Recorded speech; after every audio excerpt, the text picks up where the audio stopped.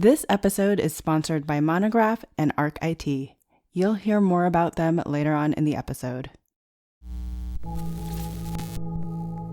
I'm Evelyn Lee. And I'm Janine Chastain. We're collaborating on curated conversations to explore how the industry of architecture is changing. Together, we'll find ways to create new solutions to current challenges while elevating the value of architects. Welcome to Practice Disrupted.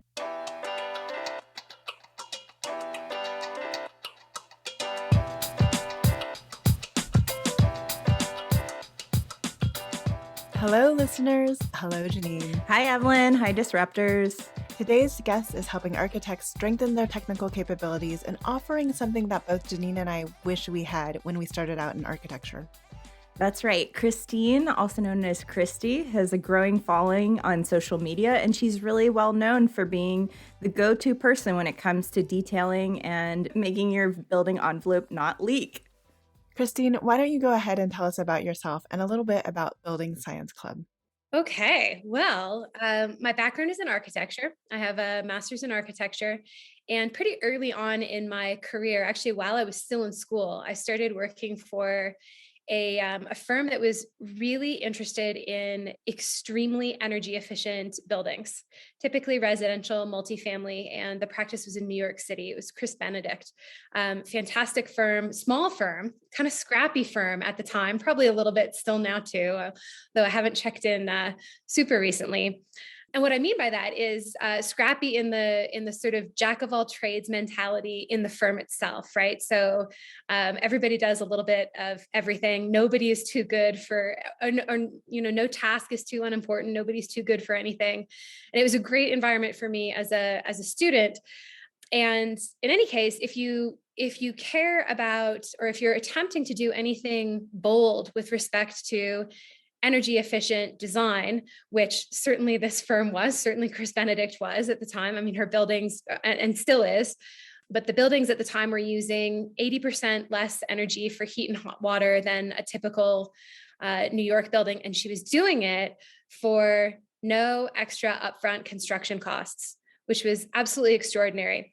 And if you're going to do that, you have to know a lot about building science and you have to know a lot about construction.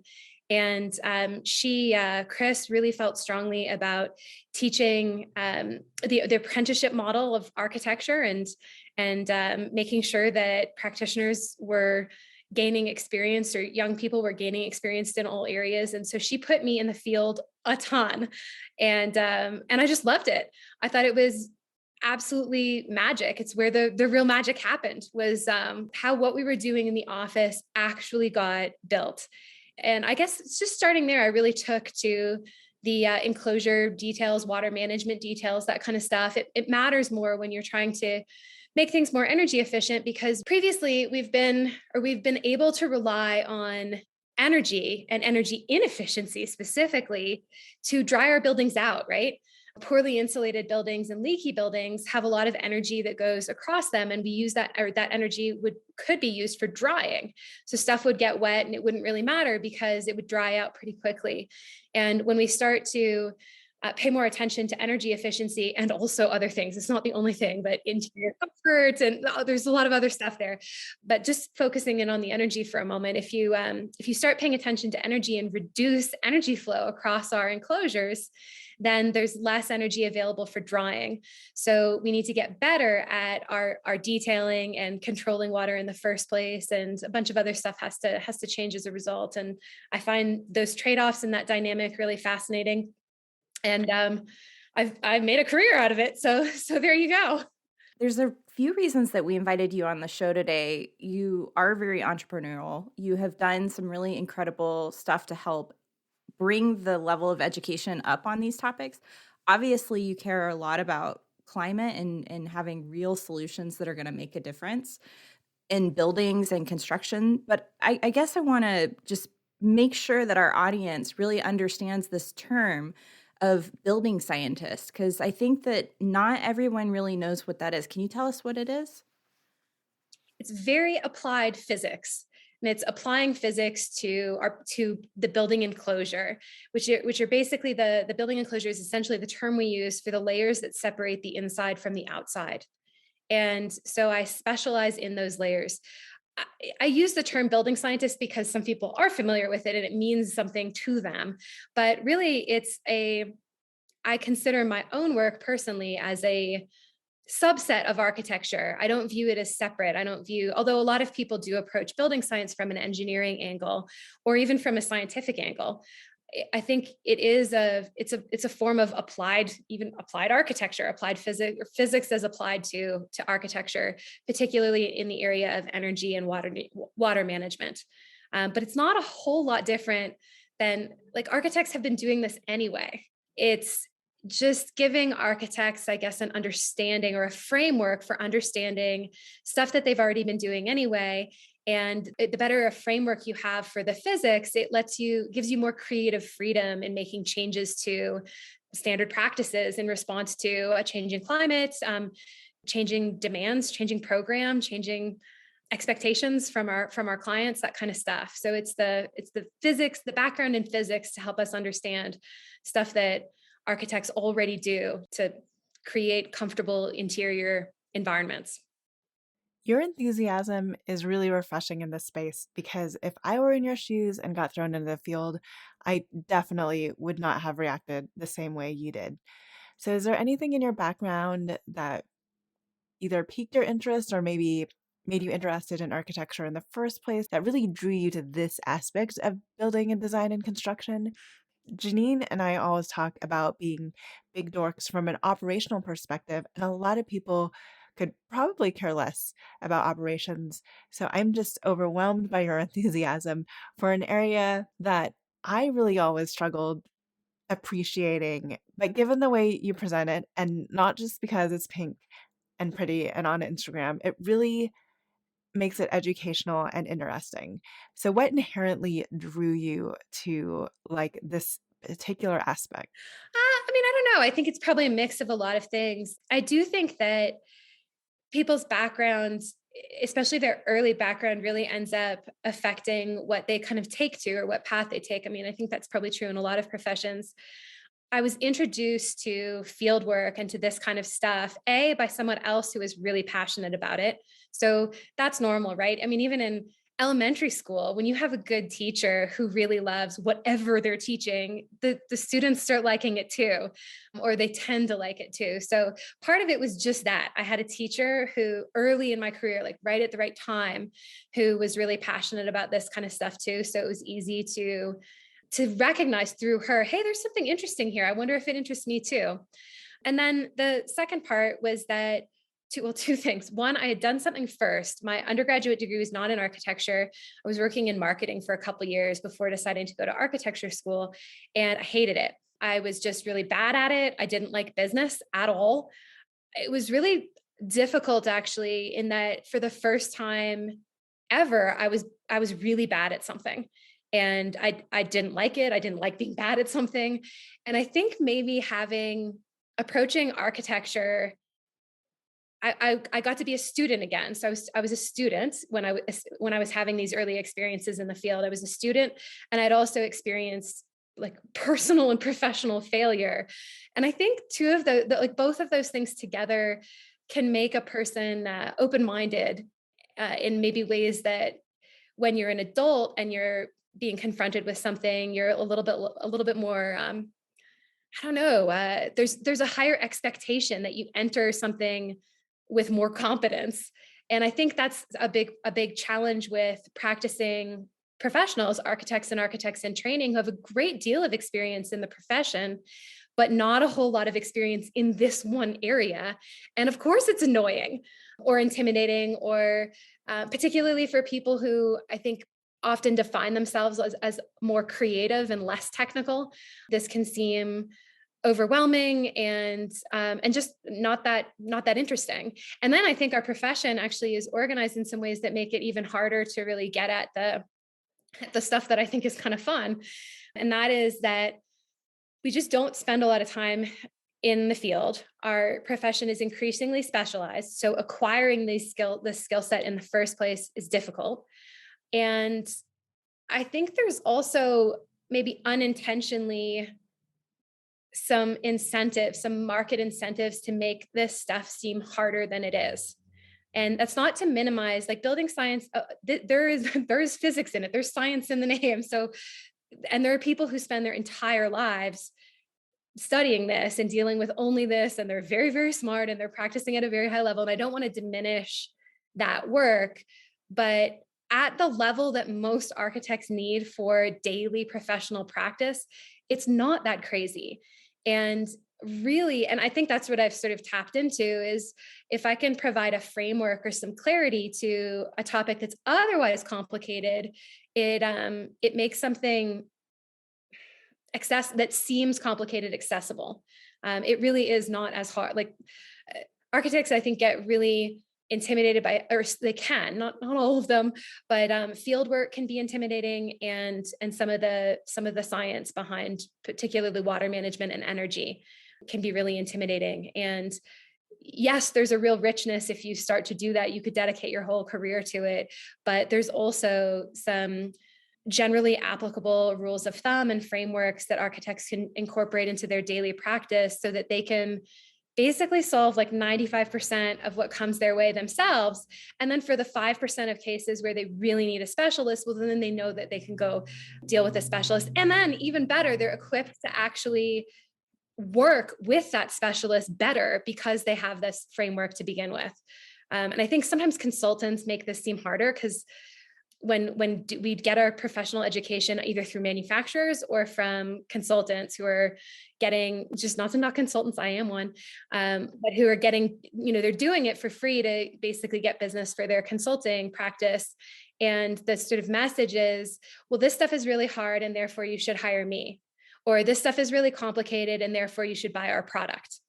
Because then you like the solution is our product, or the solution is my consulting services, as opposed to, okay, no, this problem is not as complicated as you thought it was. Here's what you need to do, or here's what you need to know to solve the problem yourself. And oh, by the way, you can apply that to, the dozens of versions of the same problem you come across in your practice.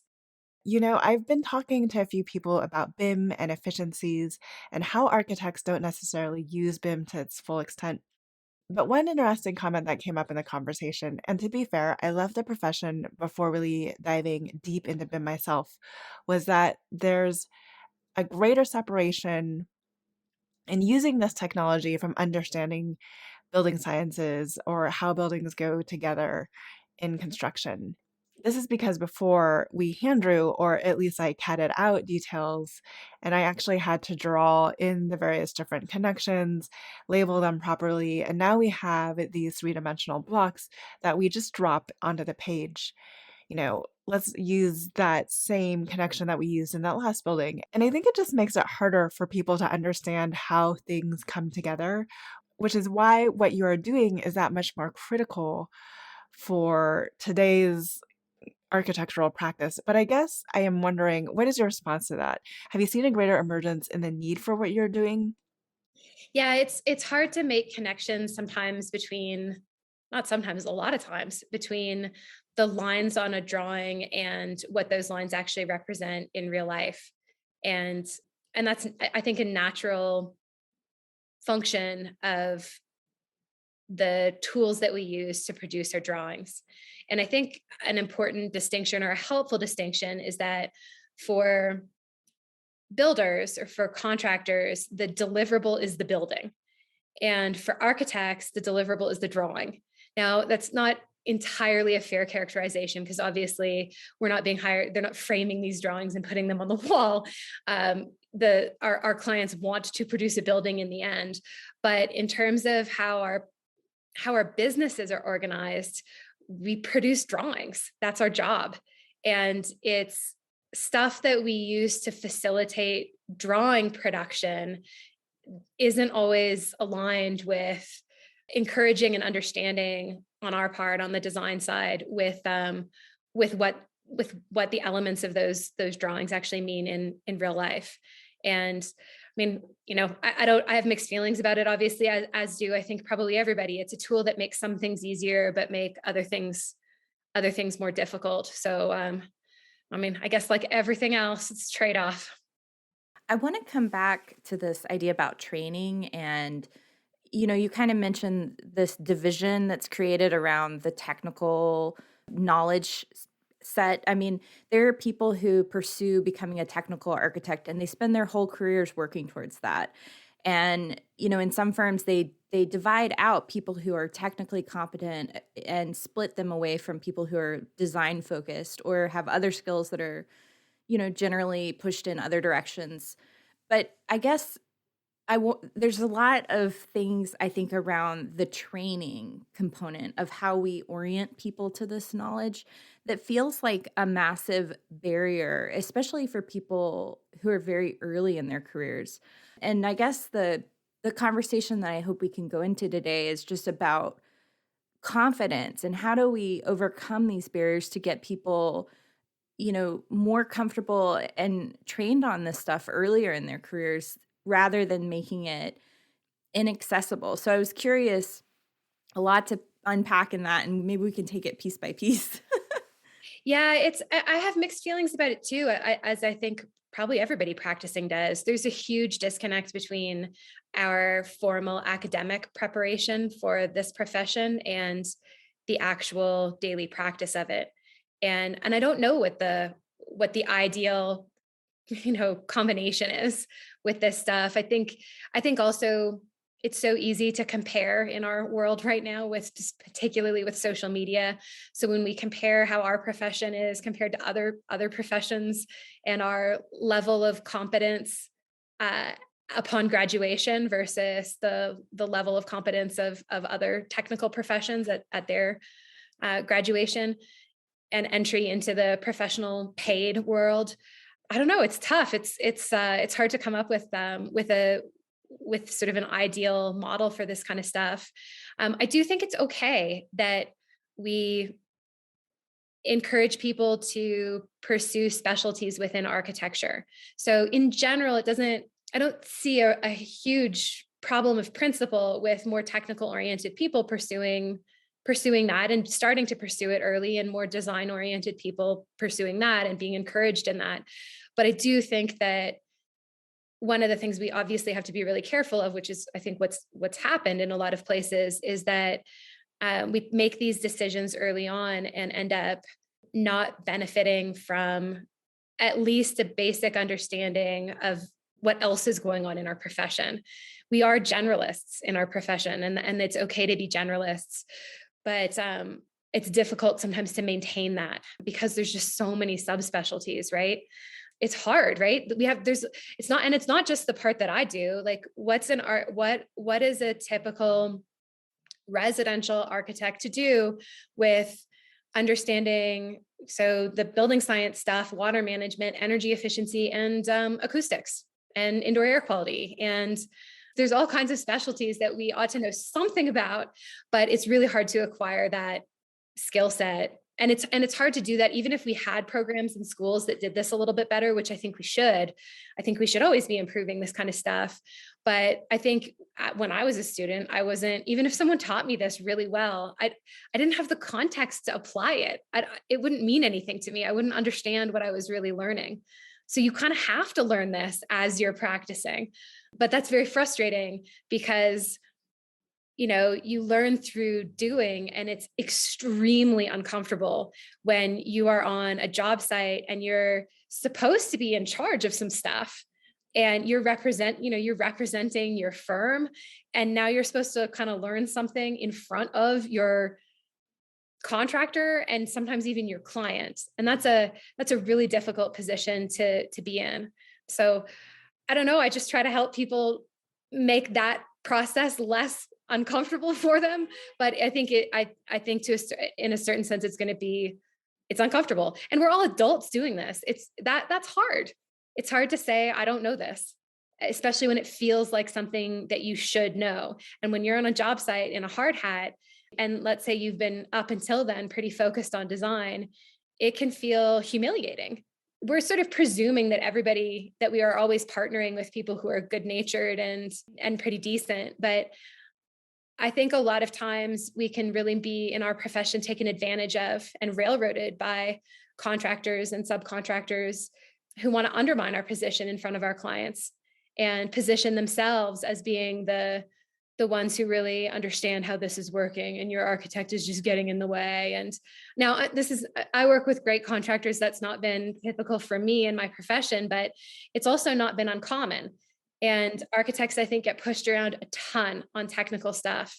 And yeah, I don't like that. I don't like seeing that. I like being able to equip architects with more technical competence so that they can be open-minded and not pushed around, both of those things. When you have a lot of confidence in your technical abilities, you can listen to a contractor's suggestion or substitution request or whatever with an open mind.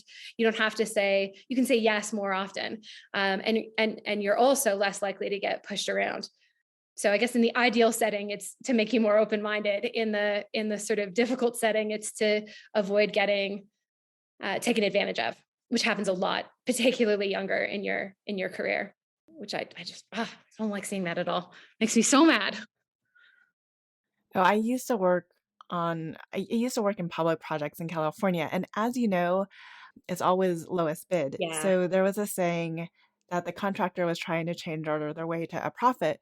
So we definitely felt that every time we were on the job site, they were just looking for mistakes in our drawings or places to call us out.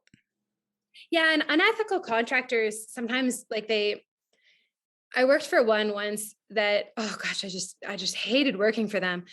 They do this sort of weird right pocket, left pocket accounting. So it was a developer that also the same company owned a contracting company. So they were a developer and builder. But in the company, they were compensated differently. So what they would do is they would like deliberately get subs to underbid jobs. They would obscure the clarity of the bids on purpose to try to get subs to underbid the jobs, and then they'd get rewarded for coming in under budget, I presume, for their project. And then like because the change order stuff came out of someone else's budget. So in the end, it was a dumb way to build, and it wasn't overall good for their company. But because of their company culture and the way that they had their reward structure organized, it was individuals could benefit from this sort of lack of transparency and obscuring bids and trying to take advantage of subcontractors. And I thought it was just a really annoying and disheartening way to do business. But that that happens a lot in construction. I wish I understood the business side of things a little bit more to kind of understand how. I mean, maybe I'm the fool. These guys all seem to be doing pretty well financially, but but it was a pretty miserable way to operate. Like, why wouldn't you want your bid documents and your drawings to be as clear as possible? Why wouldn't you want your contractors to know exactly, or subs to know exactly what is required of them, rather than being like, "Gotcha, you agreed to this, but didn't realize you agreed to it," and you know now I'm winning. This is also, I mentioned before that I was in business before. As you can see, I don't like, some people thrive on that type of negotiation and kind of feel like someone has to be losing for them to win. And I maybe that's what makes me such a bad business person. No, I mean, I think you're hitting on a really important idea around ethical business relationships. And to me, it challenges a question of ethics. And I think we all can work to make money, but you have to be grounded in how you're making money so you can sleep at night. About like, just because you can make more money and take some shortcuts to get there faster, I don't know. At the end of my life, I want to be proud of how I made my money. I don't want to have, a shadow of doubt on the way I went about it. That's something I love about architecture and our profession in general, is that there's actually so many small business owners in it. And I think that you have a lot of people who are just deciding, okay, what kind of person do I want to be? What kind of business do I want to run? And I think that's nice. I like that. There's a freedom and a flexibility with that sort of model that I think is admirable. I like that about the profession. Not everybody's in that position, but and it comes at a cost, right? Actually, when I was working, I mentioned my early experience with Chris Benedict. There were a lot of decisions that I saw her make that were financially not good for her, but she made them out of principle because she decided this is what kind of business I want to run. And I aspire to that, especially when it hurts, right? Like when you're passing on a job or not working with a particular collaborator or something because you don't think it'll be a good fit. It's tough sometimes to make those decisions, but I see people in our profession specifically making them a lot in ways that I really respect. Let's take a break from this conversation to talk about our sponsor of this episode, Monograph. We're proud to partner with Monograph because they are helping to transform the practice of architecture, one design studio at a time. Tired of using dated and clunky software to manage your firm? Or do you feel frustrated wrangling all of your spreadsheets to get a clear view of where your project stands today? Monograph is here to help. Designed by architects for architects, Monograph allows you to track your time, your projects, and your budgets in real time. With their awesome Money Gantt, you can immediately understand project performance across your entire firm portfolio. Need to adjust your projects week to week? Their new tool, Resource, allows you to reallocate your team's time and track its impact on your remaining budget. Be proactive with Monograph.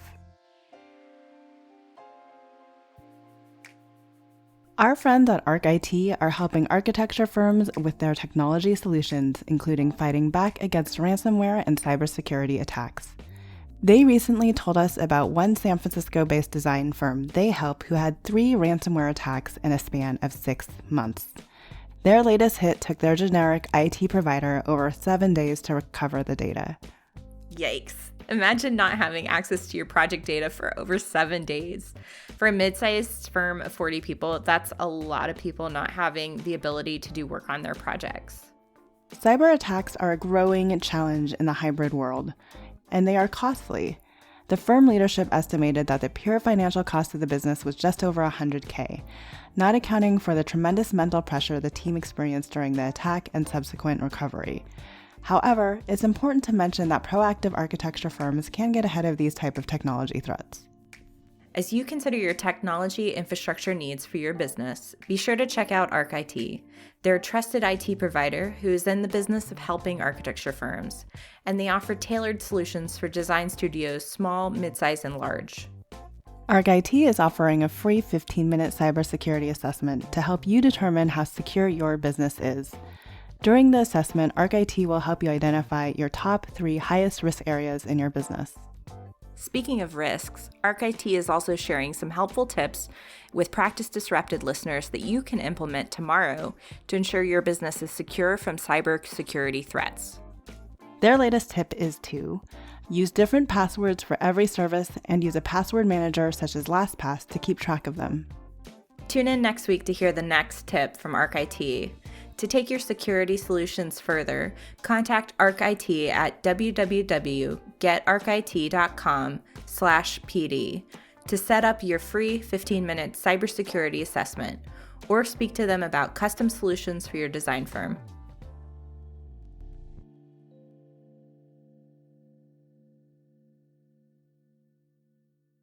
I want to come back to the training, and I just want to push a little further on this because I think that I guess I see this climb towards technical competency as pretty steep for people.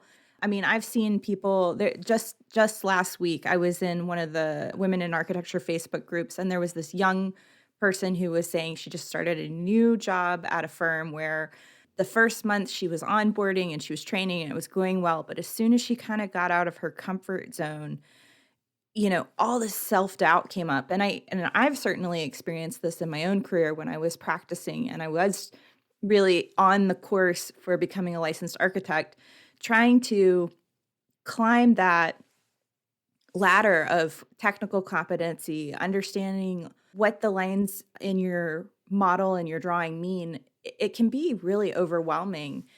And I've also seen people who are further along in their careers that are very competent struggle with this self-doubt and anxiety that comes from trying to figure out these more complex challenges that we face. So I'm wondering, in building your business and learning how to teach around these ideas, have you gained any insight about helping people overcome that self-doubt and helping them get past these mental barriers that helps them kind of get into understanding this technical knowledge a little bit easier? Yeah, there's sort of two things I think about that actually. Okay, so the first thing is what we do is hard. Buildings are difficult. It involves a lot collaboration from a lot of different kinds of specialists, and we have to have these sort of like we're building something in the physical world. Thinking in three dimensions is hard. And every project we do, every building is a prototype. It's new. So it's hard. So I think that the first sort of part of approaching this is to recognize that in choosing this profession, you are choosing a path of lifelong learning. Lifelong does not stop. And I think there's some comfort, I think, really in acknowledging that and acknowledging that that's true for everybody. I don't know a single professional who, I don't care how old they are, who doesn't learn a lot of new things with every new project, even if they've been operating within the same like typology for their whole career. Of course, there's more stuff that they can draw, and that's what experience is. But this is lifelong learning, and it's okay to. I think it helps to acknowledge that and acknowledge that that's true for everybody, because we'll all, and self-doubt is part of being human. It's part of practicing any profession. So I think that sort of maybe takes the edge off it on the one hand. On the other hand, I think there's a real problem with the way our profession approaches technical things right now. I liken it to learning a language, and that in a lot of it, certainly in the technical part of the profession that I focus on and that I teach, what we do or the way we expect people to learn is basically the way you would prepare, like you memorize a few phrases of a foreign language from a phrase book in advance of a vacation abroad. And we just sort of accumulate these phrases and this sort of mental shorthand for stuff that we know how to do. So if you know that if you go abroad, you're going to need to know how to order food, you're going to need to know how to ask where the bathrooms are. Like there's a few things like, I would like another, please. Like there's a few things that you know you're going to have to say. And that's how we kind of approached some of the technical parts of our profession. We're sort of just memorizing stuff. And over the course of a career, you can get by that way, right? You end up knowing kind of a lot of a language if you've taken 30 trips to the same country and have learned how to say more cheese, please, in a lot of different ways. But if instead of doing that, if you learned a little bit about the grammar and a few key beginners vocabulary in that language, you could actually start to communicate original thought and have real conversations with people. And this isn't to say that learning a language is easy. It isn't. We know that it's hard. But learning some really basic grammar at the beginning helps us throughout the rest of the career, because after that, it's just expanding your vocabulary. And that's easier to pick up rather than picking up like attempting to pick up whole phrases where you don't even know, like where one word ends and the other begins. You've just memorized it. So that's what I try to do with people. And that actually is not as hard as people imagine it is. We sort of take this inflated view of stuff that we don't know how to do. We assume it's harder than it is. It is not that hard. I teach a course in building science. I cover all of the fundamentals in approximately 10 hours. Give me 10 hours, I will give you the framework you need. And now that's not nothing, right? And people come back to it, and there's applying that has nuance, and you'll get better at that throughout your whole career, and that's fine. But having the initial framework is what's most helpful, and that's what's missing. And it's just super intimidating when you hear someone like blah, blah, blah, blah, blah, in this foreign language. It sounds like a foreign language. But if you've got a framework and some basic vocabulary, you're not feeling quite so lost. And then when you ask questions and people answer, you can understand the answer better, right? Like I remember being early in my career, I'd ask questions and I'd be like, those words were all English, but I have no idea what that person said.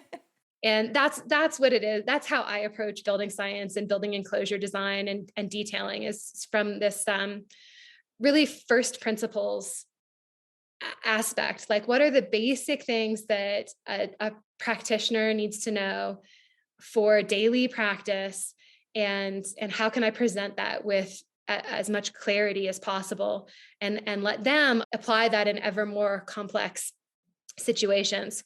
Or they get to a situation where they're like, well, they know they need help on this, but for, 90, like I said, 95% of the stuff that people do daily, especially if they're operating within a particular typology, it's not out of reach. It really isn't. So be okay feeling lost, and see if you can find someone to teach you a framework in whatever it is, right? This is so I'm doing enclosure design, but there's other areas where I believe this type of stuff applies as well, like acoustic control, acoustic design, or I can't think of anything off the top of my head, but there are other specialties that I think sometimes appear way more complicated than they are for our applicate for our purpose. You could spend your whole same thing. You could spend your whole career doing acoustics, but not every one of us is doing a theater. What do we need to know for our day to day practice? And that stuff is not out of reach. It just seems like it is. I can't help but think back to my first year in practice, and I just had no clue what I was supposed to be doing because there was just no onboarding process. Oh my gosh, I know.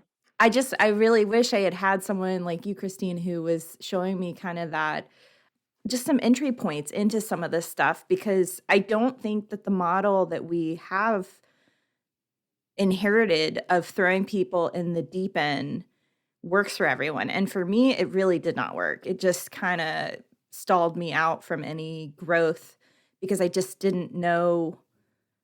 I didn't know what to do. I talked to the woman that sat next to me. I was like, can I just like watch you over like a couple of days? Cause like, I don't know what I'm supposed to be doing. I don't know what questions sometimes to ask. I get really overwhelmed when I open the Revit model.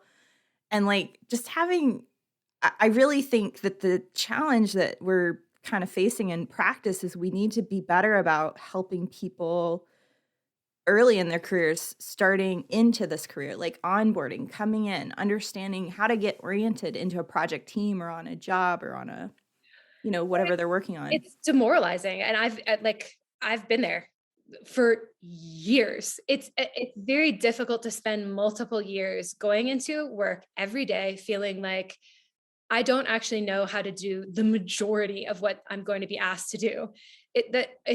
And that's exhausting too. It's just exhausting.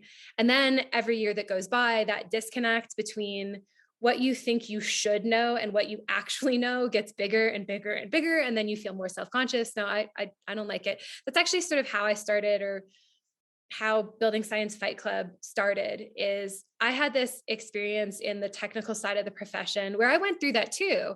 Even though I really feel like I had fantastic teachers, their job wasn't to teach me. Their job was to do something else. And they were teaching me in their free time, right? So I guess I was sort of putting this framework together on the fly, like as I was learning it. And I would share it with my classmates from architecture school who weren't in the field as much. And I did that on Instagram. I would take a photo, and then I'd mark it up, or I'd add a sketch or something and describe the technical principle at play as I understood it. And when I started doing this, I was sharing this with people I knew from architecture school. These were friends. And I started realizing, oh, but we weren't right out of school. Like this was a few years out. So we'd had a little bit of experience. And I think we were all sort of realizing around the same time, it was a little bit like the emperor has no clothes type of stuff, where we were realizing that we'd been asking questions for several years from our, bosses and more senior colleagues and stuff, and getting answers and not really understanding the answers, but being too afraid to ask the follow-up question. Or we'd ask one follow-up question, maybe even two, but we were like, now they're really going to think I'm an idiot, right? I got to call it off. Exactly. And I think we started getting to the point where we were like, no, they like, even the people, that's the answer that they gave me, but I don't think actually even they understand it.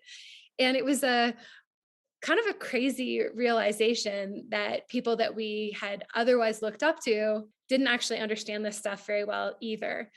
I don't know, for better or worse, that's just the case. I think that's true, but that's why I thought it would be interesting to take for me to take teaching more seriously and pursue it as a real thing, as opposed to just a something I do along with my regular job, because there existed that gap where we didn't really nobody had a really good framework for this, and people were too afraid to ask. And I wanted to, I think it says something if somebody who's acknowledged to be an expert, for better or worse, publicly asks the same or similar questions. And I think that's actually really powerful to say I don't, like, if when I say I don't understand or I don't know and I'm doing it in a public way, I think that really helps, sort of makes it easier for other people to also say, "Oh, I don't understand either," or like, and then and push and press with the answer. That exact sort of demoralizing feeling is what led to my business. I mean, and that, to be clear, this isn't my only business. I teach. It is just fun. I just enjoy doing it, and I would have incorporated it probably into anything. But I'm a consultant, and I work on real buildings, on real projects. I'm an immigrant though also, and there was a period where I wasn't permitted to work formally. And it was about a year. And so I thought, well, how am I going to use this year? And I was like, well, I could either take the AREs or I could treat teaching like it's my job and see if there's anything to it. Like if I'm going to teach and I'm going to ask for money to teach, then I better be good at it. So why don't I practice teaching? Why don't I invest in that in a little while, or for this period of time, and see what happens. So I did that, and now I do both. I teach and I consult. But it was a really fun. I guess I didn't realize how much I would like it when I really treated it with more discipline than just being a hobby. Now it's also a hobby, but you do things differently when you've got. I mean, same with us. Like in this should not be an unfamiliar concept in the design profession. There's a different way that you approach something when you're doing it for a client than when you're just sort of playing around with something. And both are valuable. Both are valuable. And it was interesting to me as I have this distinct memory of when I worked in an architecture firm and I was detailing out a new build of a school, and the project manager I was working with, it was like it got to a certain point with how many questions you ask them about a single detail.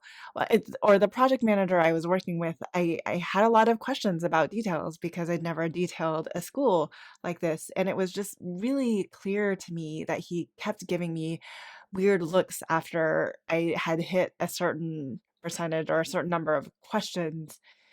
And so at that point, I was like, okay, I obviously can't pursue the same line of questioning with this individual because apparently I'm supposed to already know or have learned everything from what he's told me. Yeah, I think also there's a few, like, there are common, I've learned through pure experience teaching. There's sort of common barriers to understanding in our profession where, now I wish I could think of an example. Maybe one will come to me, but there's like a few things where if you just explain that one thing, then the learner is like, "Oh." It's not always intuitive to the person teaching, but that's something I've really enjoyed actually about teaching more formally, is learning what those barriers are, because they're some of them are unique. Like there's just something that's unique to you, Evelyn, that you happen to not grasp about a particular concept, but a lot of them are just like kind of basic first principle things that somebody just missed. Like they didn't start teaching you A, B, C, D, they started at C. And if you just knew A and B, you'd be like, oh, okay, yeah, okay, the rest of that, that's fine. That all makes sense. But you didn't tell me that one critical part. So I love identifying more and more of those through teaching that kind of makes stuff click for people. Oh, I can think of one. Okay, so energy recovery ventilators, ERVs. I personally would always be confused about it. I didn't understand ventilation. Like a big part of why I didn't understand ventilation was because I didn't understand ERVs, because energy is in the word. I thought that sort of their primary purpose had to do with energy efficiency. And that's not really true. It's their energy recovery ventilators. The job is to provide ventilation, to provide fresh air for a space. So it's a little bit like a hybrid car. where when you press the brakes, it recharges the battery. I don't know how hybrid cars work, but whatever. But that's really cool. That's energy efficient and that's cool. But the reason that you brake is not to recharge the battery. You brake to stop the car. And anyway, it was like that with ERVs. And as soon as I understood that the purpose was didn't have the energy part was incidental to the main purpose, which was ventilation. And once I understood that, I could make sense of like a zillion conversations on mechanical conditioning and ventilation that previously were like completely unintelligible to me. Anyway, I think there's just dozens of those things where when you break it down, people are like, "Oh, I get it." But it's like lots of stuff that seems hard to us, we put at the bottom of our list a lot of times. And you put it off, put it off, put it off. And then when you get to it, you're like, oh, really? That was it. That took like 30 seconds. I still do that. Very relatable. Oh my gosh. When will I change? I do want to dive into your business some more. So you said you're running multiple businesses. Let's start with the online learning program that you've developed. So you've come up with you said you developed a curriculum. It's available online. People can sign up for this. Tell us a little bit more about what you're offering. So really, it's just continuing education for architects in the area of in the technical competence and detailing. So energy, water management, and indoor air quality. Really, that's it. There's not much more to it. I spent a long time because I had this time off, this mandated courtesy of U.S. Customs and Border Control. I had this mandated time off where I had a long time to explore the best way of teaching this kind of stuff. And I came up with a framework that I thought was really helpful. And I filmed it and put it online and thought, well, let's see how people like it. And it turns out people really do. So that's really nice. It's satisfying. A lot of people who take the course are like, oh my gosh, thank you so much. Sort of the same thing. It was a series of aha moments for practicing professionals. And that makes me so proud and so pleased to see people who previously viewed this as a gap in their area of expertise, a weak spot in their practice, view it now as a strength. I'm very happy for them, and I'm so glad to have participated in that. Anyway, so that's the teaching part of the business. I'm launching 2 new classes soon. It's probably around mid-February. I'll have one on ventilation and indoor air quality for residential homes or residential buildings, and then another one on condensation control and dew point, which is I think one of the least well understood concepts in architecture and the most intimidating. Vapor control, that kind of stuff. And those are shorter. The one I started with was the comprehensive course. It's about 10 hours and it takes you through pretty much everything that you'll come across in daily practice. And it's on demand. There's no expiration date to it. It's intended to be a reference for people to come back to multiple times in their career when a new concept becomes newly relevant with new work. But that was really fun. It was a really fun project. I'm really proud of it. Anyway, so I manage that process. And then I also teach privately. So some firms will say, can you come in and teach us about this particular thing? Or this is what our practice looks like. These are our primary areas of concern. Help us out. And that's also really fun. I especially like doing that locally. There's a firm that I work with where I'm based in Dallas, although I do this everywhere. I went out, you know who I went out and talked to is mutual friends of the show, Rios. And oh my gosh, are they not the coolest firm ever? Those guys were so cool. And they're all like extra cool because it's California, California. Oh, I know. We Oh love my them. gosh, they're so interesting. I loved their podcast interview with you too. They are so cool. I had a ton of fun with them. I love doing that and connecting in a different way. The course I do is really designed for individual learning, but there's really something special about group learning, especially in among colleagues where you can feel free to ask different kinds of questions. If you're at a conference, you ask a different kind of question than if you're asking it in, like next to your suite mates studio mate in a project. There's a fun level of informality that can happen to those kinds of teachings. And then I also consult, so just sort of normal specialty consulting on particular projects, building science, water management, energy efficiency, that kind of stuff. So But this is new. I've really only done this for a little while. So I feel really, like I said before, just really inspired by the small business owners in the profession of architecture. I have a lot of respect for that and admiration for people who, because I mean, it's a lot like the practicing architecture also, but you're trained in this one area, but you also have to file your taxes. And when people have employees, right, they have to figure out payroll. They have to, there's all these things that they have to figure out. And there's a lot of respect. You mentioned that you were from Dallas, but actually you're broadcasting from Denver right now, or Colorado, which I think is an interesting twist.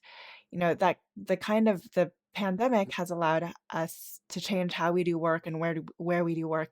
And you and I talked at the top of the conversation about being quasi on vacation. How have you adapted in terms of remote work, in terms of how you teach, and in terms of how you do your consulting on real projects? I'm in the field a lot less than I used to be, and I don't like that. I love being on active construction sites, and I don't think there's a real substitute for meeting with people face to face. I think there's a real efficiency in that. So overall, I will be very pleased when we get back to some kind of more normal practice. I mean, I'm sure, like everybody, there's nuance to this and trade offs, and there's some real benefits to, I think, a lot of people being granted more flexibility in their jobs. I think those are good things. I don't know. Overall, I think I've almost forgotten with so much work from home stuff and digital stuff. Like, this is fun. What we're doing right now, this podcast over Zoom, is fun. This is great. But I would really rather be sitting with you guys drinking a beer at, I don't know, Greenbelt or something, or the AAA conference, or just while I happen to be in California. Or I think, Janine, you've moved, right? Yeah, I'm in North Carolina now, but yes, I'm the same because I'd I rather have a coffee with you or whatever. probably because you and I are extroverts. We like really That's love true. that. My husband is an introvert and he's like, this is fantastic. I know. Yeah, that's true. But for teaching in particular, I find that, yeah, I've made do with online. And for some, like the course I teach that's on demand, that is, I think it being online is an asset. It's individual, it's quiet, you do it at your own pace in your own living room. Like, there's some types of learning that are more individualized, and I don't think that really is. So the course I teach, it being online is an asset, and on demand is an asset. But for much learning, it just is, but you just get a better experience when you're doing it live. The first course, like back when we thought the pandemic was over, I took a trip. It was, I hadn't been on a plane in like a year and a half, maybe longer. And I took a trip and I was teaching a group of people in Portland, Oregon. And it was like electric. I was so happy to teach. Yeah. And so were they. It was just fantastic. So I don't know. I like, of course, like everybody, I like the flexibility of doing stuff in stretchy pants and pajamas and slippers. But I do obviously really miss the actual face-to-face interaction. I'm sure the same. I know you said you had business training and you didn't feel very competent at it, but the way that you've put together your website for your business is so impressive. Like Evelyn and I, we do care about business. Like that's the thing that we excel at, whereas like you excel at this other part that we don't have. But when we look at your business website, like that is a very sophisticated delivery that you're putting out there. So you've done a great job marketing it and bringing it together, and I think the way you're selling it makes sense to both of us. Oh, thank you so much. So actually, weirdly, there is an architecture lesson in that, and I will share it. And although I needed a little encouragement from other people in my life in this direction, but my philosophy on that, and there's constraints on this philosophy, obviously, but my philosophy on that is to hire specialists. Like, when you're not, which is what we do in architecture. Like, I tell people all the time, like, this is why you should hire a designer, like, who is an architect who does this. I think in general, like, homes, for example, are much larger than they need to be because they're poorly designed. And so people think that an architect is just an added cost to something. No, no, no.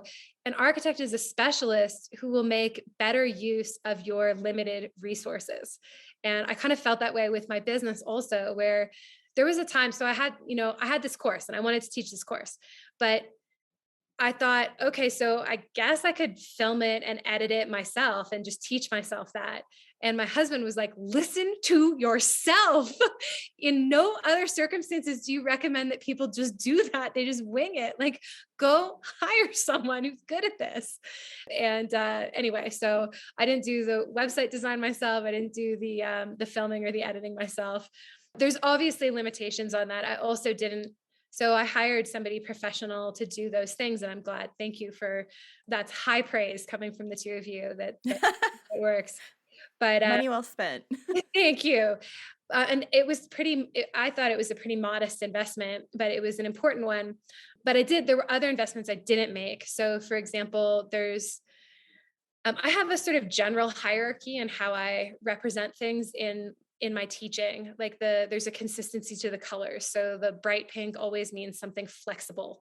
A flexible membrane is always the same color. Insulation is always the same color. That kind of stuff. So there's an order to that, but I didn't hire a branding specialist or so there's no real logic to my typography or that kind of stuff. I don't have a formal brand hierarchy or anything like that. The colors I'm picking aren't like I don't know what color it is. It's the color that's pre-populated on my iPad. There's no like Pantone or like I don't know what it's called. It's just the color that's there. So there's a lot of stuff where if it were a more sophisticated business or a division of a big business or something that obviously I would have there's room for improvement for specialists there or not. I mean, that's sort of a conscious balance too. Some people there's some things that I handwrite that people really they're like I can't read this or that they really don't like the pink. And I'm like, well, sorry. Like that's a brand decision or a brand identity decision and it comes at the expense occasionally of clarity. And that's there's always there's some tension with some of those decisions as well. But thanks for I really am kind of feeling around in the dark, but in general, it's important to I think that advice that we as designers give to our clients is good advice for ourselves too. Let specialists, yes, be a generalist. Yes, it's important to understand what's going on, but also understand when to step aside and let someone else take over. Yeah, I actually would say that I think it is your training in marketing that makes you aware of the nuances that you just expressed to us in the last 2 minutes about branding and making those conscious choices. And you're the one who's running your Instagram account. You've been the voice and the designer behind your Instagram account. I feel that your marketing background, whether you like it or not, is definitely playing out there as well. It was only 2 years and I was very young, but that's true. I still keep in touch with some of those people and they of course approach their jobs with just as much discipline and seriousness as anybody else. And I think there's a sort of truism, like everything is easy until you actually know something about it. We see that in design too, where a lot of times well-designed spaces don't feel well designed. They just feel awesome.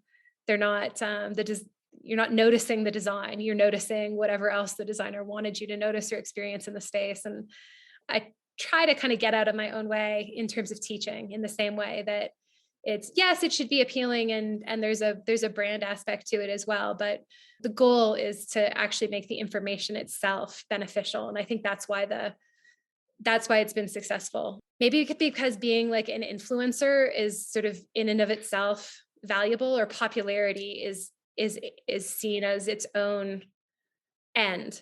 And I don't think I've always focused on the content first, the other stuff like the packaging later. Not that it doesn't matter, it's just that that the content is so important. And also that's what makes me proudest or most embarrassed if I screw it up, right? If I get my branding a bit off, okay, whatever. I'm not a branding person. If I get the building science off, that's not good. Well, obviously, I think there's so much that you've said throughout this conversation that are both lessons and takeaways. Not only those that are entering the practice, but those who are lifelong learners and who have had many decades of practice behind them already. We have been closing out our podcast series or our episodes this season with kind of a final question. So, that final question to you and everyone else is, what is one lesson on change needed in the practice of architecture that you'd like to pass forward to the architects, emerging professionals, and industry disruptors listening? There's lots of things that our industry is dynamic, right? So there's lots of things that we could benefit from as an industry. I always think that it's being asked to give advice is, I don't know, it always sort of makes me smile a little bit because I think a lot of times when people actually ask for advice, individuals, you're talking about to the profession in general, but when people ask for advice, they don't actually really need advice. What they need is encouragement. And so I think, I don't know, that's just an observation. Encouragement matters. I think a lot of times encouragement ends up mattering even more than advice. We talked briefly about branding and running a small business. And when I have noticed that in running my business, there's no shortage. I get lots of advice all the time, unsolicited, sometimes solicited. And I think that's true for a lot of professionals because this profession has so many entrepreneurs and small business owners in it. And I think everybody kind of already knows this, that like at a certain point, you have to know when to not listen to the advice and go your own way. And what's really, again, what's really valuable is the encouragement part, not the specific advice. So everybody's different. Everybody's business is different. So I don't know, I guess maybe keeping that in mind. That's a good thing to keep in mind for the profession is the difference between encouragement and advice. And we're creative people. We are good at taking what other people's experiences and learning from them and adapting them to suit our own lives. But everybody's different. So I don't think that there's universally applicable stuff that works for every person at every different point in their career, and that's okay. So anyway, I don't know. That's something. What could we as a profession be better at? Building science. I don't know, take my class. Um, no, I mean, I think we're pretty good as a profession. I think as we seek to, this is my advice, is as we seek to improve, I think that we acknowledge what a good job we actually are doing in the with hard stuff. Buildings are so complicated. And I think we as a profession do really well at navigating that complexity and producing really fantastic spaces for our clients given their constraints.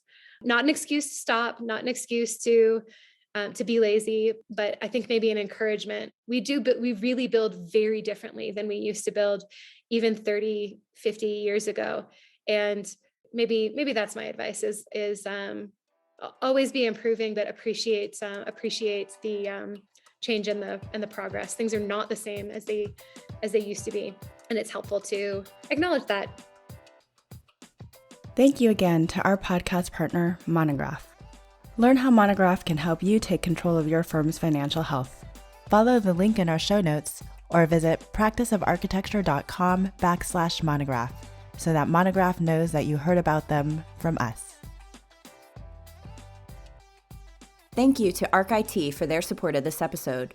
Don't forget to visit getarchit.com/PD to set up your free 15-minute cybersecurity assessment or custom solutions for your design firm.